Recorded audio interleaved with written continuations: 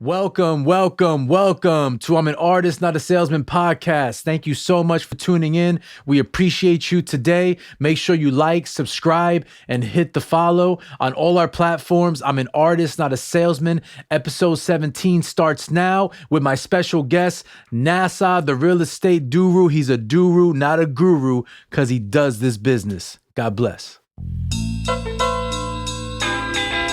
Shout out. The Connects. Luis Guzman.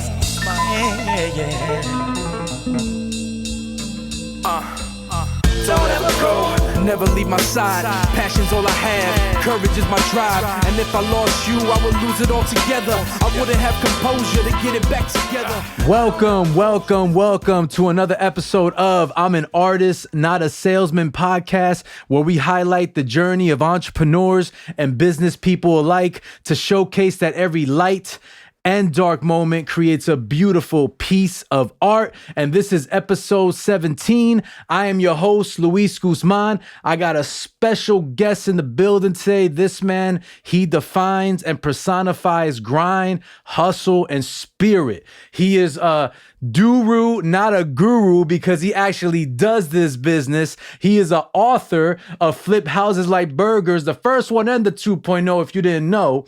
He is also in charge of the Duru Squad. He does online courses and coaching for anybody that wants to get into real estate. He is a real estate wholesale developer. He has a 10-step wholesaling guide for everyone online. Unfortunately, he's a Charlotte Hornets fan, but we'll talk about that later. I am talking about none other than Naser. Welcome to the program, brother. Hey, thanks, man. Appreciate you having me, Lil. Absolutely, man. And this feels like hometown for me because, I mean, the audience doesn't know this, but they will. We actually went to high school together. And seeing your growth through the years, seeing your naturalization right in front of my eyes through social media. We follow each other. It made me proud, and it made me want to share your story because you got a lot to talk about and you got a lot of education to give out. So I really appreciate you doing this, brother.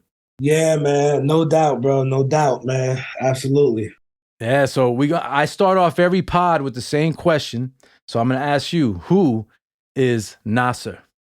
All right. So basically, my man, I'm just, kid from the inner city, bro, just wanted more. So, and you can relate this, and I'm sure you interview a lot of people, and I've been interviewing a lot of these things, but being from the city, right? We seen the hustlers, you know what I mean? Like grow up, and I was just one of those kids who just always wanted more, than what I just always wanted more. I wanted what the hustlers had, you know what I mean? I wanted a nice car, you know what I mean? I wanted to have a nice house. Right. I knew those things were obtainable, and I always wanted to get out of Jersey. I just felt as though I just wanted to explore the country and just find that place that was right for me, man. I'm just always one of those type of people, and man, just always just wanted more just by seeing what the hustlers would have in Elizabeth. You know what I mean? To me, I tell people Elizabeth, the land of the hustlers. You know what I mean? 100%. Yeah. So therefore, man, for me, if I had to explain who is not, hey, man, just a hustler. And your spirit of hustle, it breathes through everything you do, man. Your post, the education piece. And I guess for me, what makes me feel so good about it is that you actually are like one of the few that live what they do. Because I've seen you back in high school and you was that dude. And here you are now still doing what you're doing, but you're still authentically you. Even though you've grown, it's still, I know you, I don't know you, but I can see that you're still being authentic to yourself and your personality is glowing for the world to see. And I think that's why you've had so much success, because you're just being honest and you're sharing the knowledge, and that takes me to my first question. I mean, you're talking about, correct me if I'm wrong, a 14-year journey so far in wholesale real estate.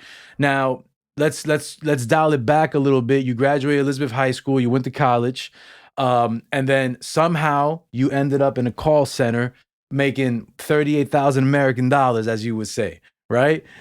So I want to know, what's the most valuable lesson you learned from that call center, and describe the feeling of the transition to being an entrepreneur? All right, man, with the call center, bro, right? All right, so it actually, all right, so it took me 6 years to finish college. So I graduated with you. We finished. Yes. I don't know if you 2001. put it out there, but we finished in '01. We old. We some Yes. OGs now. So Yes. I accept it, and I try to do right by it by accepting older age. And when I mean by do right by it, I know that some people they try to hang on to their youth as long as possible. And what I mean by that, they hang on it with their actions and mentally. And bro, I don't know. Well, you Puerto Rican, so Yes. you eat the bad foods like I eat the bad foods, the stuff that ain't good for you, and it tastes good and you love it. But now I being that I'm one of those people who embrace it, I try to do better. You know what I mean? Like I've been in the juicing so I can get my body where the needs pause. You know what I mean? And Right.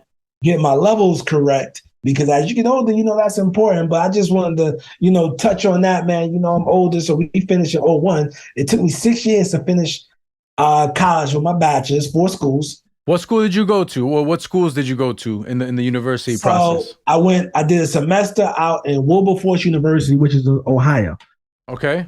Private HBC, the first private HBCU.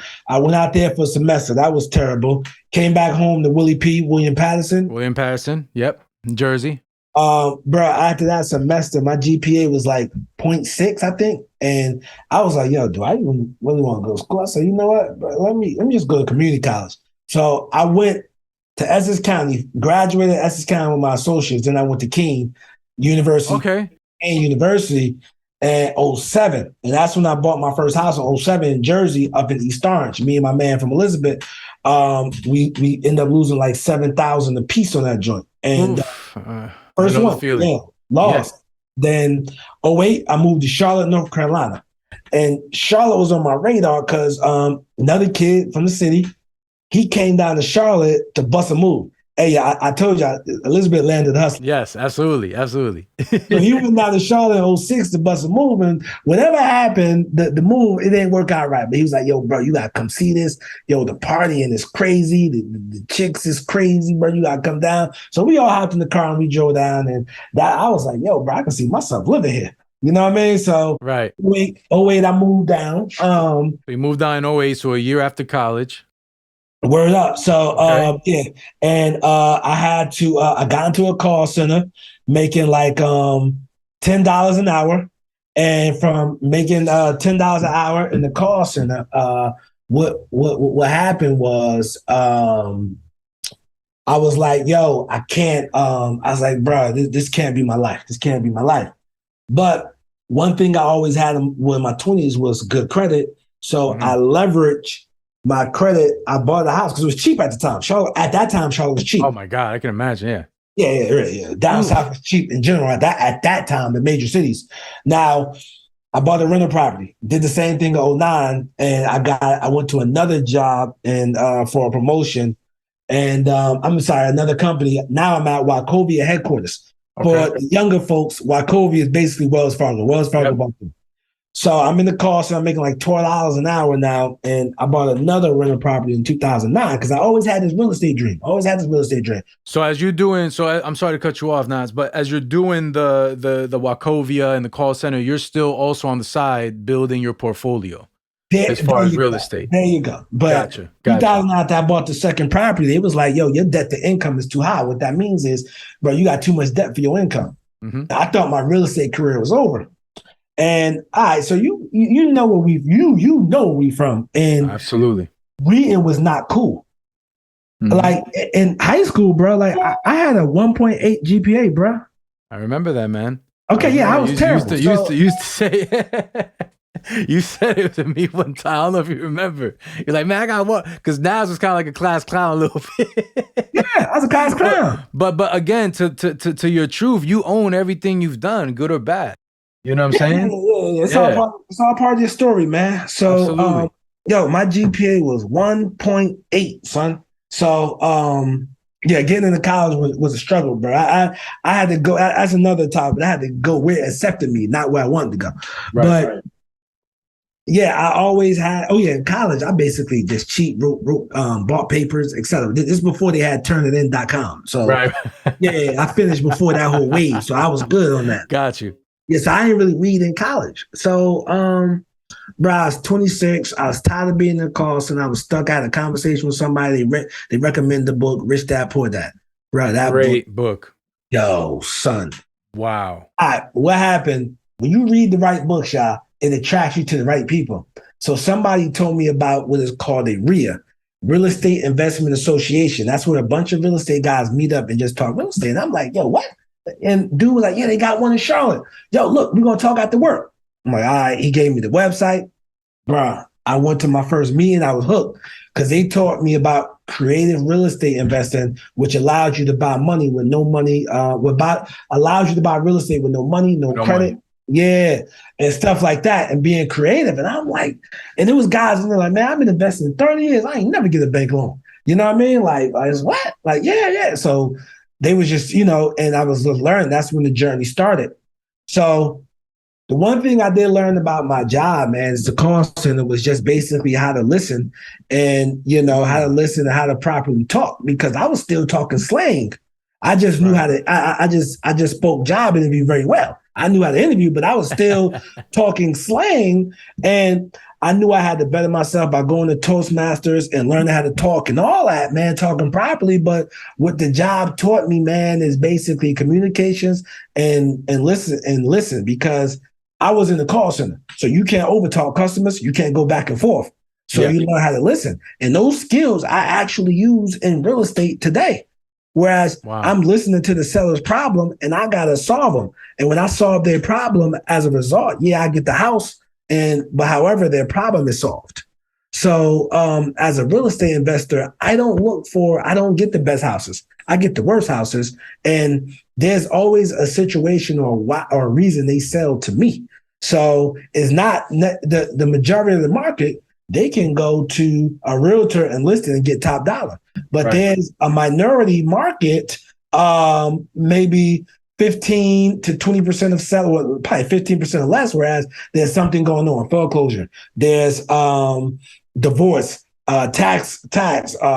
probate, meaning somebody passed and left the house. So I go after those and I have to solve problems. But one thing that, the job taught me, man, is listening to those problems, resolve them, looking for different options, man. I didn't know I was getting taught a lesson, but looking back, it did teach me, even though I always complained, because my highest salary was $38,000 a year, American dollars. And that's considered a success when you graduate college, right? It's like you want to get it reminds me of the College Dropout album. Like, you're supposed to graduate, get a good job, and you happy with that, but you see more out of life based on, and correct me if I'm wrong, like growing up in Elizabeth, Union, Essex County, around the environment we grew up in, and you aspired to have more.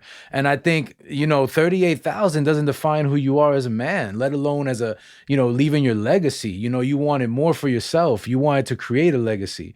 And I feel that it's really like jarring to me that you learned all these skills in the job, but in college, it was like the opposite. Like, I just wanted to get out of college. And as soon as I got out of college, I learned like what I really would have needed in my business now through the Wachovia Center, how to listen, how to talk. Yeah. It's kind of insane when you think about it, man. But the one thing that you didn't have to learn, because I feel like you always have this instilled in you, and I wanted to ask you this, is resourcefulness.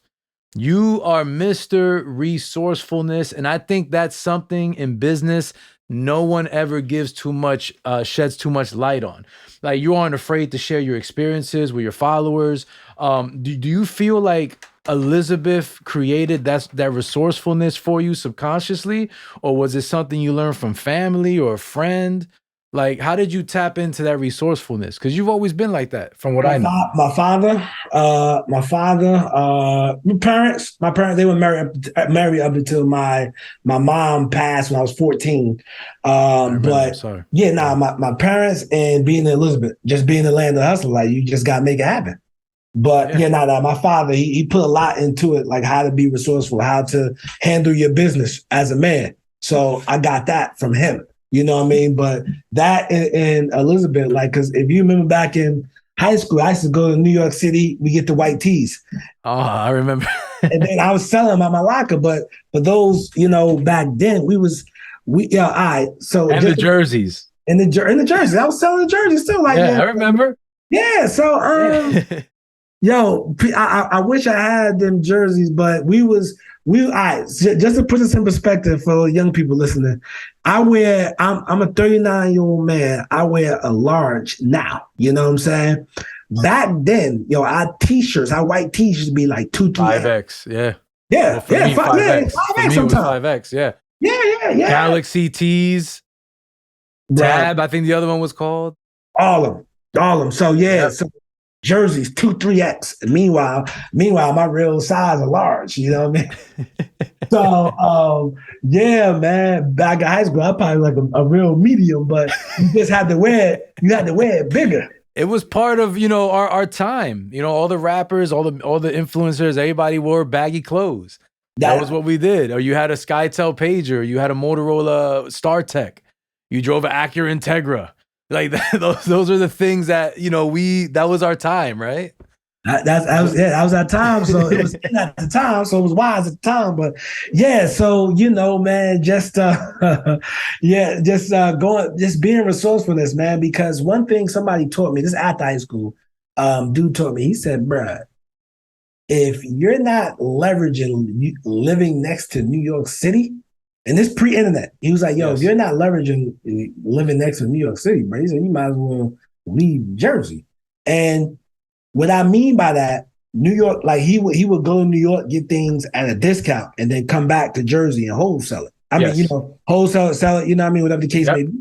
Yeah, bro, just having that up north hustle, bro. That's how you become resourceful, knowing where to get things, knowing how to think. But I used to take trips by New York. I didn't think it was anything. I thought it was normal because I'm just trying to get a dollar. But I used to take trips to New York by myself to go get stuff and bring it back. And I remember this chick told me like, "Yo, you really ambitious." She said, "Yo, I normally I'll get with a guy, date a guy, he claims he's ambitious, he wants something, but you really go and do it. You go after it. Like you went to New York by yourself, came back. Why would I wait on somebody?" In my mind, you know what I'm saying? Yeah. And look how crazy it is now. You look back, now we're 20 years, removed from that, and look at the success you become. So that resourcefulness, how does that translate in wholesale real estate investing? Yeah, I mean, basically, like with the real estate investing, that resourcefulness. So let's say I find a deal that's worth 200,000, right, and I can get in for 100,000, and it needs 40,000 in work, right? So, basically, this is how it comes in. I got this house for 100,000. I get the contract. I'll get the contract not knowing how I'm gonna get this deal closed, right? Mm-hmm. And then once I get the contract, now I'm either gonna call around to what's called the private money lender. All right. Okay. They're gonna lend others people money, OPM. So they're gonna lend me the money for that deal and lend me the 40,000 to fix it up.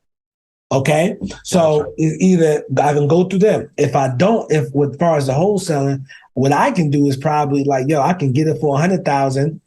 Mark it up for 10,000 and say, "Hey, yo, listen, hey, Lou, bro, I got this house over here, 123 Main Street is worth 200. I give it to you for 110 and need about 40 in work." You're like, "What?"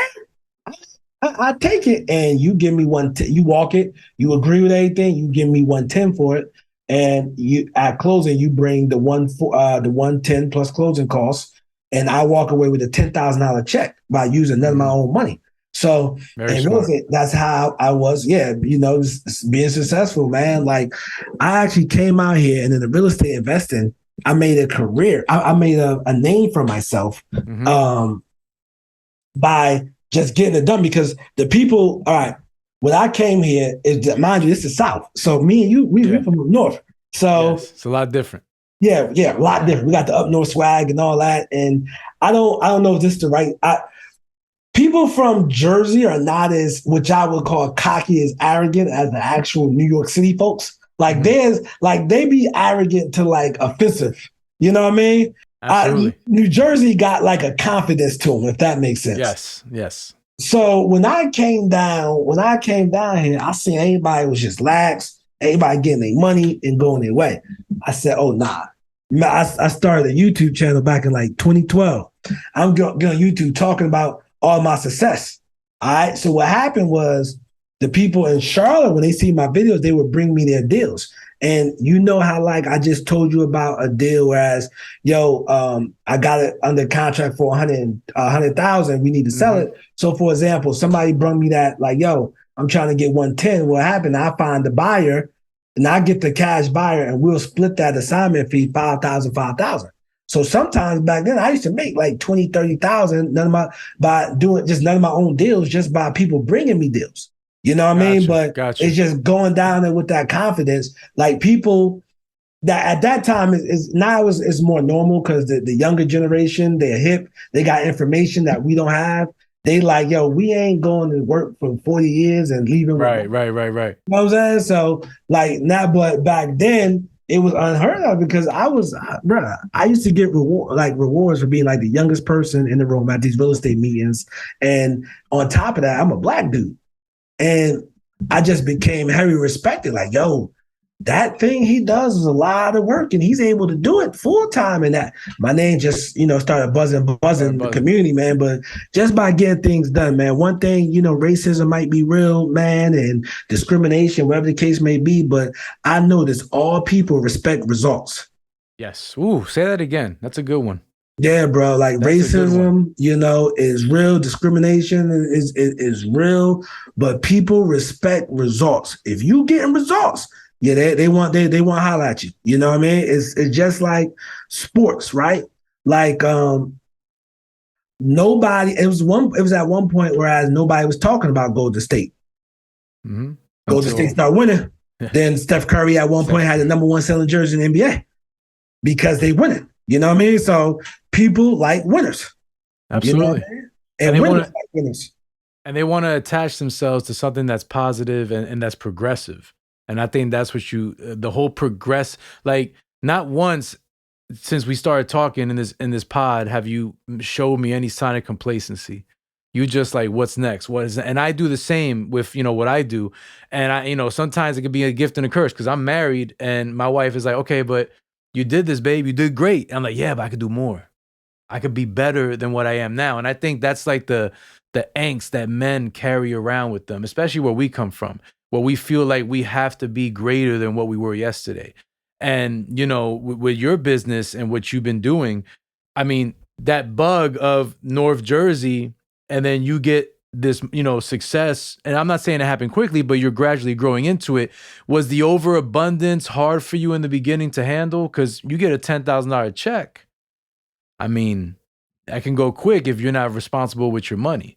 So how was that gradual change for you making an overabundance of money, and how did you manage those finances? All right, let me say this now. I've been blessed and I'm in a rare situation, man. Even though, like, North, for those who don't know, North Jersey is extremely expensive and it's always been expensive. Mm-hmm. Reason being, we're close to New York City. And the closer you get to New York City, the more you're going to pay to live. All right. So, even though, grew up in North Jersey, similar and the same thing in like a lot of spots in California, you can be middle class and still be in the hood. New York City, Connecticut, like you'll be middle class, but you just in the hood because that's what your peoples could afford.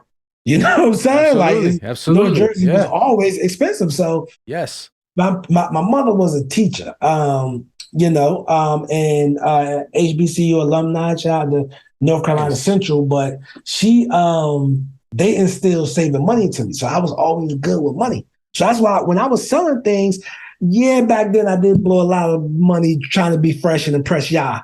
You know what I'm saying? But I did do that and I regret that. But I was always like good with saving money. Because one thing about like in Elizabeth, like dudes used to be fly with some fresh boots, fresh Timbs, a white shirt, and some jeans on, and a Yankee fitted, and you don't know if they broke or if they up $50,000. You know what I mean? Maybe $50,000 doing the wrong thing, but at the time, we fresh. So that I had that confidence, so I didn't have to buy labels as an adult. So I didn't necessarily blow my money. You know what I mean? My money wasn't getting blown, so I didn't have to deal with that. Now, one thing I did deal with coming from my environment was thinking low. So I understand. But what do you mean by that, thinking low? As far thinking low, what I mean by that, right? Like I went to this seminar one time, this real estate seminar, and the dude, one of the speakers was like, "Yo, write a letter to yourself," because the speaker that month, I'm sorry, one of the speakers on stage, he made 50,000 in a month wholesaling houses, basically essentially flipping contracts. He made 50K in a month, so it was a big thing, right? So he was like, "Yo, this is what we do. We had to visualize it first with they call them the internet manifesting and all this. Like, yo, write a letter to yourself as if you already accomplished that thing, right?" And he was like, "Yo, email it to me," because it was like a 30-person, less than probably 50 people conference type thing. And like, yo, now email it to me. And from emailing it to me, email it to me, and I look at it and overview it. So Right. I was like, yo, I just got fired. And I went to the seminar, I just got fired. You know what I'm saying? And I'm like, yo, bro, I got fired for $38,000 a year. So I wanted to make, my letter was me wanting to make 10, it was two, I did two letters. One me wanting to make $10,000 in 1 month of wholesale houses. It's 10,000 in 1 month. That was did it, right? Another one was taking my father to the Super Bowl. But at the time I didn't do the Super Bowl one. I did the $10,000 one, right? Right. The speaker looked at it, he read it, he said, "Don't you want to go bigger?" He said, "Yo, you should go bigger than this." I said, "Huh? What you mean?" Nah, because in my mind, when he said go big, I said, "Yeah, I'll go bigger." I said, "Anything else wrong?" He said, "Nah, but that's a small number."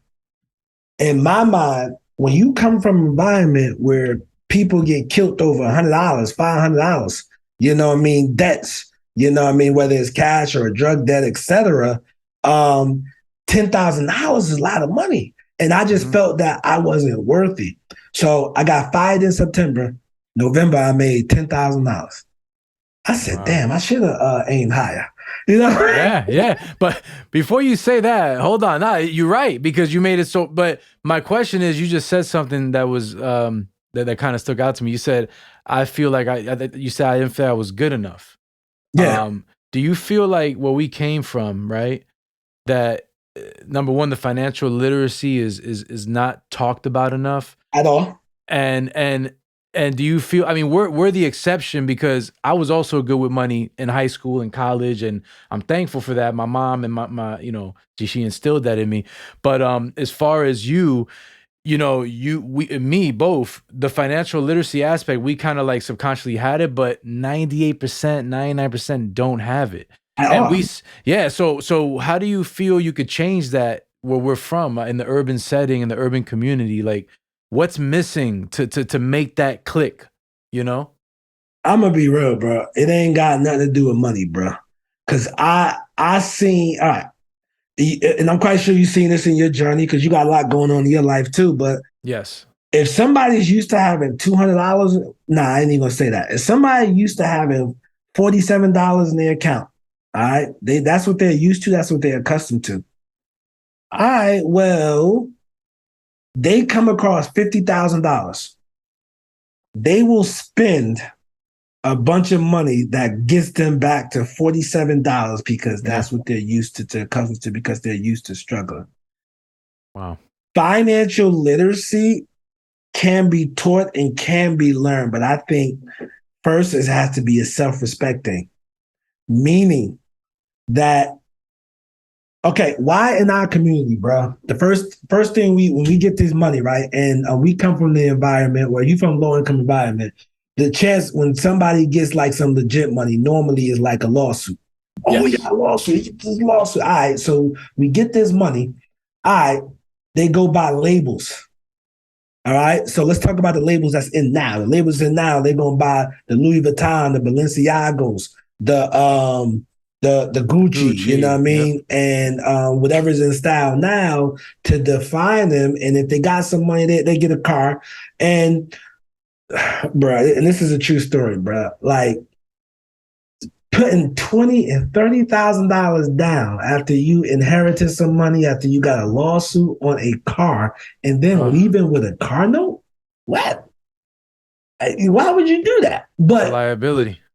It's not necessarily they're missing the financial literacy piece, man. I think it's the self-respect, man, the education, the knowledge of self. You got to educate yourself on you, and you got to respect you to the fact where you like at bare minimum, you say, yo, it doesn't make, if I just got this check for $12,000, why would I go and go to the Short Hills if you're in Jersey? That's the store, the luxury mall. I think like the Plaza, right? Yep, Short Hills Mall. Yep, and Garden State Plaza. Garden State Plaza. All right, that's where they got the high end stores for those not outside of Jersey. So why would I go there and spend? The Balenciaga shoes? I don't know, but I think they cost like $1,200 for the shoes. Yes, they go get the shirt to match. And they might get the pants or a belt or whatever. Like, why would I spend a portion of my net worth on this clothes? So I think it's more of like self-respect and loving yourself, and then comes the financial literacy. It's because you can have all the financial literacy and still fall victim to this stuff.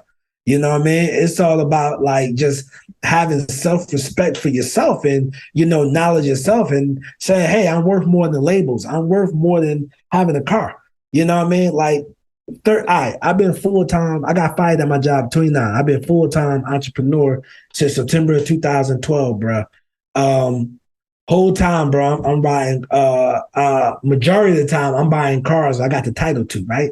35, so like 4 years ago, my first time doing my business doing 7 figures gross, right? But I didn't buy a car until I didn't order my car. I ordered it from the factory, picked it up in BMW. BMW white X6, X7? Yeah, X6, yeah, X6. Man. So, till I was like, I ordered at 37, you know what I mean? So I ordered like at 37, but I delayed that for so long. You know what I mean? And I delayed it because I have multiple sources of income. Like, I don't necessarily work for that car. My business owns that car. Absolutely. And that business owns assets that pay for that. Like, I don't want to go out and work for a car. Absolutely. But we got to change our thinking, man, and have self-respect for ourselves, bro. And I think you hit it right in the head, because you said self-respect and self-love is like, the first step to financial freedom, right? But I also feel that it's because they don't love themselves or have respect for themselves, so they cover it with stuff. I don't feel, I got daddy issues, I got mommy issues, I got abandonment issues, I don't love myself, let me go buy this car, let me go buy this, it feels like temporary like relief, like, oh, this makes me feel good, but nothing materialistic is gonna make you feel good. Yourself and loving yourself is gonna make you feel good. So that's where self-confidence and self-esteem comes from. So, that you have already. And it's true. After you have that self-love, you can work on the other parts of yourself that need the learning, the teaching, the training, and then it all comes full circle. And then you start to look at certain things like, okay, I want a nice, let's say in your case, the X6. You worked years before not that you couldn't afford it, but years before, let's say you treated yourself to that. But now that's actually, it could be a write-off. It's an investment, because it's working for my business. I claim it, whatever the case is, and I'm not just throwing money into a fire pit, but getting to that level from self-respect to what I can do with the money and how I can make it stretch, that's a big gap. And you've been able to like really define that gap. So that's why I'm so like interested, like define that gap. Like, how do you get from A to Z? Hey, son, like, bro, it's temporary relief. Back in high school, right? Like, I'm the flyest dude in high school, right? Like, you know what I'm saying? Back in high school, bro, I had to dig deep down inside, and most people, all right, it's the reason why shows like Jerry Springer, Maury Povich, and you remember back when we used to come on Ricky Lake and all them. Yeah. It's a reason why those shows ran. Well, Jerry Springer, Maury still run to this day. But it's a reason why, because people want to see people with a life worse than theirs. Okay, bro, digging deep and down in your life and looking in the mirror. That's one of the hardest things you can do, and that's the reason why most people just won't do it. And I had it in my early 20s, and I'm glad I did it then. I had to go through this, man. And my father was a great help because once I graduated high school, he was like, all right, well, look, man, like all your deodorant, hey, bro, you gotta get that. Yo, your cell phone, man, you pay for that. You know what I mean? You out of high school now. You know what I mean? But I didn't know this, but he was teaching me like, yo, money management. So when instead of like me buying a jersey, I would be musty. So it's like, damn, I got to go get my this. So I had to, figure it out. And I still was making stupid choices with being fly, but I wasn't being fly for me. I was being fly for y'all because we come from an environment where we had to buy our self-esteem, but that's what we thought. Yes. We had to buy our self-esteem because we were taught that we were less than. We're not nothing. Like, yo, I ain't gonna be nothing, whatever. And that's how people treat you and view you. You start to believe it yourself. And that's why in low-income minority communities, it's so easily for us to hurt each other because we don't value each other. You know what I mean? So therefore, like, and Nipsey said this, and it made so much sense, man. Unfortunately, the brother lost his life, but yeah, Nipsey. He said, he said, I knew something was wrong with gangbanging. He essentially said, I knew something was wrong with gangbanging when we, as gangbangers, when we going to ride out or we going to hurt somebody, we look for somebody who look like us because we feel as though they're not worthy. You know what I'm saying? So self-hate. Yeah. So with that being said, man, it's just like I had to dig deep down inside and realize that, man, I did those things for me, man. Did those things for y'all. I didn't want to wear all those labels, man.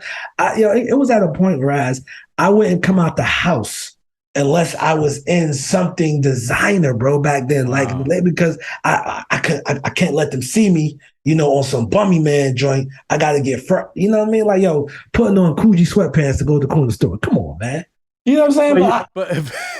But you're from what I tell, you're a confident person. Like, did you feel insecure or not worthy? I felt insecure back then. You couldn't tell her because I was wearing it well. You know what I mean? Yeah. I was the class clown. I was always loud. So public speaking was never an issue for me, even though that's thing most people fear. But that was never an issue. I always put myself out there. But back then, but behind that facade of confidence, what appeared to be confidence, yeah, bro, it was like, yo, I didn't mind putting myself in front of everybody back then because I was fly.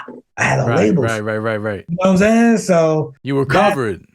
Now there's no more covering. There's actually the hard work that speaks for you. Yeah. You know what I mean? And I know you do a lot of you go around the country, you do a lot of public speaking, you inspire young entrepreneurs, people that want to get into real estate. How has that been for you, man? How does that feel to, like you just said, I was a class clown, I was joking, and now look, I'm teaching people about my business. Isn't that rewarding? Yeah, man. That was actually my vision. People be like, yo, why are you going to Toastmasters, right? And for those who don't know, Toastmasters.com is basically a nonprofit organization that helps you with your leadership and public speaking skills. They run them all over the country. If you're at a Fortune 500 company, they probably offer classes there. You can get in for free or at a deep discount. So check into that. But yeah, man, I envisioned myself speaking in front of crowds back in my 20s, man. And it just came to fruition, man. So, but yeah, it definitely feels good, definitely rewarding, connecting with people, having this brand. I didn't know what I was doing when I got back when I was on YouTube in 2012, but like one of my biggest connections and a friend of mine, he's a 8-figure dude. And I posted a video. Those are actually his tickets. I got my own season tickets, but sometimes he doesn't go. But he paid like $50K for his season tickets, and mine is like I think I paid $12,000 for mine for the year. I'm behind the basket, but with his seats, he get the parking, the food, and the drinks all included. And he reached out to me and he wanted to do a course with me, bro. We made $180K in 24 hours. But that connection came from he was like, yo, you inspired me to get on YouTube. I used to watch your YouTube stuff, dude. And I stopped for like a few years. And back in 2018, he made me get back on like, yo, bro, look, I'm doing $10K a month just from YouTube. Yeah. And I'm like, what? He's like, yeah. So he inspired me to get back on. But yeah, man, just touching people, bro. You never know how you could affect people, bro. Like sometimes I might go on the podcast and people be like, yo, you the reason why I got in the books. What? Like, damn, you know what I'm saying? It's just Doesn't crazy. that feel good though? It feels good though. It feels good, bro. And you know, some of these guys that I'm talking about, they got big businesses, you know what I mean? And they'll whisper, you know, some people whisper, some people, you know, give you flowers in public, but some people whisper like, yo, bro, I used to watch this stuff. Like, yo, man. Yeah. But it makes me feel good because I'm like, man, I really had that much power. Like I didn't know I had that much, you know, power. You never Like, know who's watching and who's getting inspired, man. yeah, man. That's why this podcast is what it is, because I want to share these stories like what you're telling me, because someone out there is like stuck and they're hearing you talk about this now, like, wow, I could do it too. You know, that's the whole point for that. And it's crazy, Nas, because you're telling me all this, and the only thing that keeps coming in my mind is I was having a conversation with my brother Hector. I was talking to my wife about this too, and I said to him and her, like, we were just having a discussion where, you know, money is not really it's not a concern anymore, because we're building something that's going to last forever. So now it's more like passion driven. Like, what can we do now that fuels our passion? So I ask you the same question. What you do now, do you do it more for the money or do you do it more for the passion? Right now is more both, bro. It's both because I do want to grow.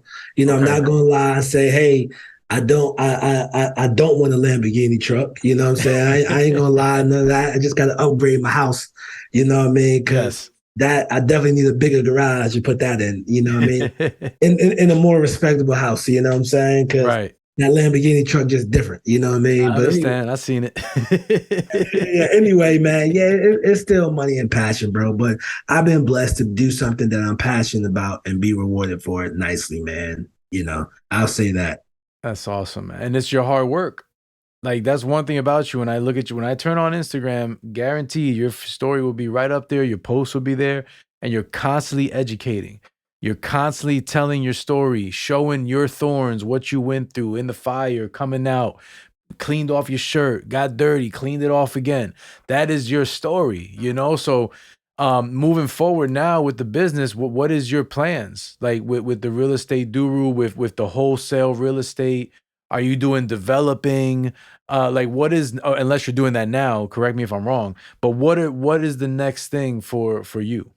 All right, so basically, man, at this point, man, listen, dude, I'm doing the I got the education business for those, you know, wanting to give back to the youth, you know what I mean? Like, well, to everybody, you know, you want to get out your situation.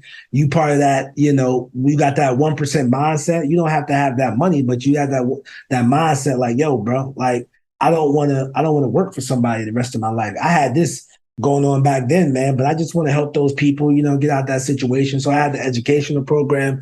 Real estate Duru is trademark. I'm a Duru, not a guru, because I actually do this business. That's trademark. So just want to grow that educational aspect of it. And I do own 2 commercial buildings, and so I do want to grow into more development stuff. You know what I mean? So it's just basically just moving up, man. And because I love what I do, bro. I've been wanting to be a real estate investor for 20 years now, since I was 19, bro. So for me to live like this, you know, it's just a blessing. Yeah, you're literally living the dream, brother. I love it, man. I love it. And, Yeah. and speaking of that, one quick question. Because I have a segment here called Mastermind Questions. It's just a couple questions I put together. I ask every guest, so I want to get your take on that.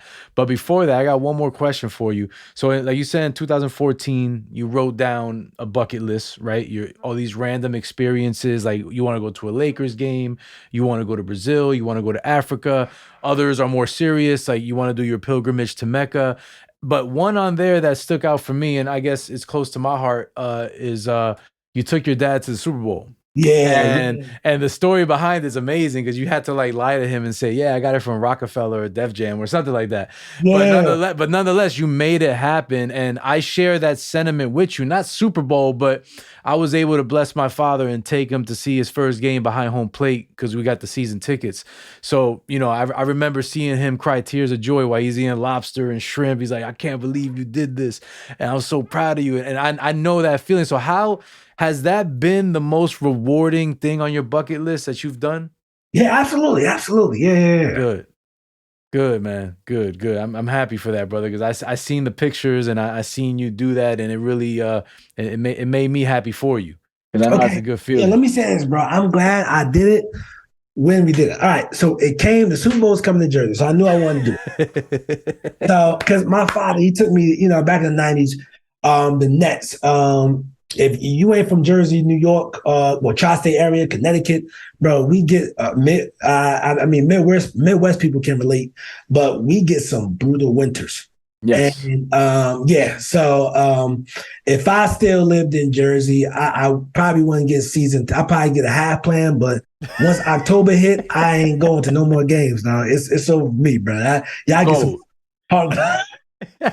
Yeah. When it's crazy, but anyway, my father, man, he used to take me to the Nets games and all that, and so I just wanted to pay him back. But anyway, I got word the Super Bowl was coming to Jersey, and there was a lot of criticism around there because New Jersey, New York is known for being cold. You know what I'm saying? So anyway, they said due to New York City has the largest concentration of millionaires in the country. That would be the most expensive Super Bowl. All Yeah. right, so I'm like, oh, that makes it harder. For those who don't know, the way you get a Super Bowl ticket is after the NFL season, the NFL does a lottery that you have to apply to, right? You have X dates. It's like 3 or 4 months. You get your letter Jeez. in. And out of, let's say, if the stadium holds 16,000 people, then they pick out 1% to sell tickets to the general public. All right, 1%, and it's randomly picked. So, of course, I didn't get picked, but I had to go to the aftermarket. Right. StubHub. I'm glad I did it then because I was able to get 2 tickets for like 4,200, and the face value on the tickets were, I think they were like 2,500 a piece. What it was, Wow. people were kind of skeptical to come out because of the weather, but the snow hit the next day and not that day. So, I was able to take my Yes. father to the Super Bowl, and yeah, I just told him like, yo, such and such. Well, yeah, his wife worked for Def Jam. They gave me the tickets. Let's go. Come on. Because if I told my father I paid 4,000, he'd curse me out. He'll lose his mind. I can't tell him that, man. You know what I mean? That's like a full circle moment, man. Like your father always gave you game on saving and being smart with your money. Now you're able to provide this gift for him, and he sees you growing into the success that you are. That's got to feel great, man. That's Yeah. got to feel amazing, man. I love that. I love that story, brother. All right, man. We're gonna do our mastermind questions. Don't sweat. A lot of this you probably answered already. Let's start with the first one. What book have you read that inspired you the most? Rich Dad Poor Dad. Rich Dad Poor Dad. And we got into detail with that when you said that earlier. What person in your life has brought you the most influence? Probably my father. Most definitely. Father, right? And you obviously we spoke about that as well. Like, with everything he kind of been coaching you through your whole life. Yeah. You know what I'm saying? So that's a great thing too. A lot of people don't talk about. You had a great positive male role model in your life. Yeah. Another thing that doesn't happen a lot, unfortunately, now. Yeah. Are there any practical tips you could share that has helped your process in business and life combined? Focus. Follow one course until successful.